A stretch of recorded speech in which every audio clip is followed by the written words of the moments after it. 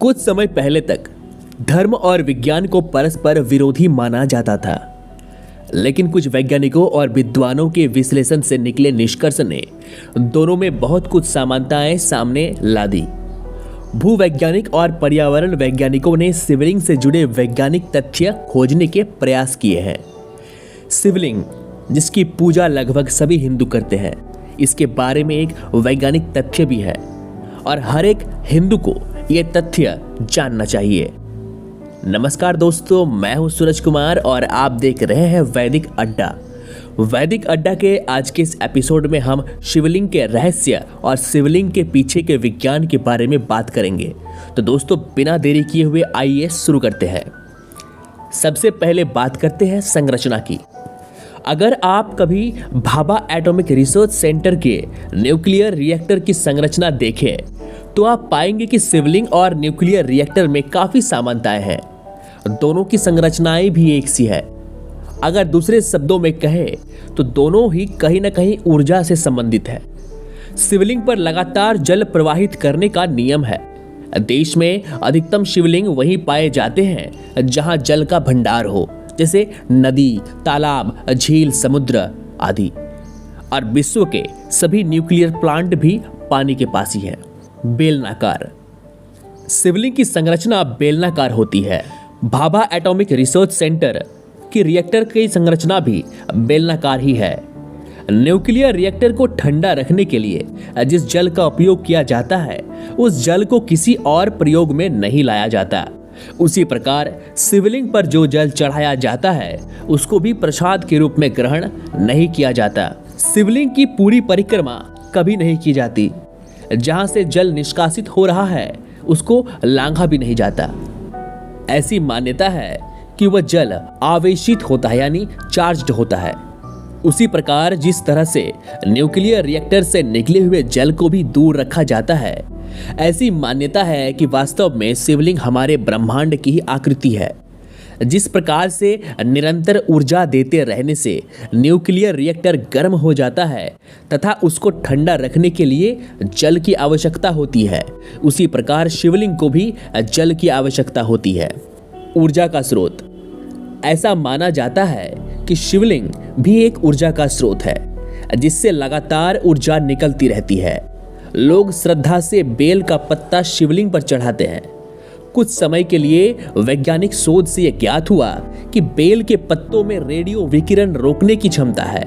इससे पता लगता है कि प्राचीन काल में लोग शिवलिंग को ऊर्जा और विकिरण का स्रोत मानकर उस पर जल एवं बेल पत्तों को क्यों चढ़ाते थे।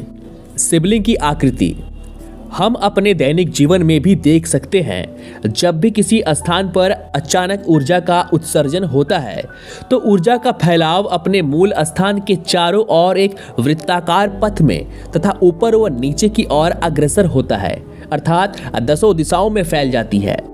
यह वैज्ञानिक रूप से सिद्ध तथ्य है। फलस्वरूप एक क्षणिक शिवलिंग आकृति की प्राप्ति होती है, जैसे बम विस्फोट से प्राप्त ऊर्जा का प्रतिरूप, शांत जल में कंकर फेंकने पर प्राप्त तरंग का प्रतिरूप इत्यादि।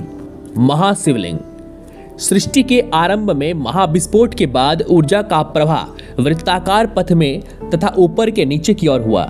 फलस्वरूप एक महाशिवलिंग का उत्पादन हुआ, जिसका वर्णन हमें लिंग पुराण, शिव महापुराण, स्कंद पुराण आदि में मिलता है कि आरंभ में निर्मित शिवलिंग इतना विशाल और अनंत था कि देवता आदि मिलकर भी उस शिवलिंग के आदि और अंत का छोर या शाश्वत अंत नहीं पा सके। उत्पत्ति। पुराणों में कहा गया है कि प्रत्येक युग के बाद समूचा विश्व इसी शिवलिंग में समाहित होता है तथा इसी से पुनः सृजन नहीं होता। महाविस्फोट का सिद्धांत सर्वप्रथम जॉर्ज लेमेटर ने 1920 में दिया। यह सिद्धांत कहता है कि कैसे आज से लगभग 13.7 खरब वर्ष पूर्व एक अत्यंत गर्म और घनी अवस्था में ब्रह्मांड का जन्म हुआ। इसके अनुसार ब्रह्मांड की उत्पत्ति एक बिंदु से हुई थी जिसकी ऊर्जा अनंत रही थी। उस समय मानव, समय और स्थान जैसी कोई वस्तु अस्तित्व में नहीं थी, अर्थात कुछ भी नहीं था। इस धमाके में अत्यधिक ऊर्जा का उत्सर्जन हुआ। यह ऊर्जा इतनी अधिक थी कि इसके प्रभाव से आज तक ब्रह्मांड फैलता ही जा रहा है। सारी भौतिक मान्यताएं इस एक ही घटना से परिभाषित होती है, जिसे महाविस्फोट सिद्धांत कहा जाता है। भौतिक पंचतत्व। महाविस्फोट नामक इस धमाके के मात्र 2 सेकंड के अंतराल के बाद अंतरिक्ष की वर्तमान मान्यताएं अस्तित्व में आ चुकी थी। भौतिकी के नियम लागू होने लग चुके थे। 1.30वें सेकंड में ब्रह्मांड 1030 गुना तक फैल चुका था। हाइड्रोजन, हीलियम आदि के अस्तित्व का आरंभ होने लगा था और अन्य भौतिक पंचतत्व आकाश, वायु, अग्नि, जल, पृथ्वी बनने लगे थे। आधुनिक विज्ञान कई अवस्थाओं से निकलने के बाद आज एक ऐसे बिंदु पर पहुंचा है जहां वे सिद्ध कर रहे हैं कि हर चीज जिसे आप जीवन के रूप में जानते हैं वह सिर्फ ऊर्जा है, जो स्वयं को लाखों अरबों रूप में व्यक्त करती है। तो दोस्तों, ये था आज का हमारा वीडियो। आज हमने आपको शिवलिंग के बारे में बताया है कि शिवलिंग के पीछे के विज्ञान के बारे में बताया है, शिवलिंग के पीछे की विज्ञान कैसे कार्य करती है इसके बारे में बताया है। तो दोस्तों, उम्मीद है ये वीडियो आपको अच्छी लगी होगी। वीडियो को लाइक करें, वीडियो को शेयर करें और हमारे चैनल को सब्सक्राइब करना बिल्कुल भी ना भूलें।